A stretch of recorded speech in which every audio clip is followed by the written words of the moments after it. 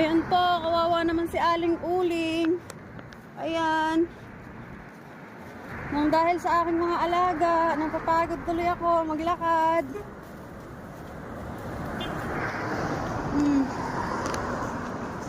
Ayan po, si Aling Irene. Nakakapagod. Irene, dagiga. Irene. Irene. Tapanan mo lang sandali. Ayan po, bumili pa ako ng palanggana para sa aking mga pusa. Ay, haggard na si Aling Uling.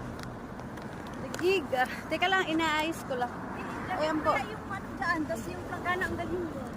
Para sa aking mga pusa. Ayan na. Ayan. Sige na. Ayan.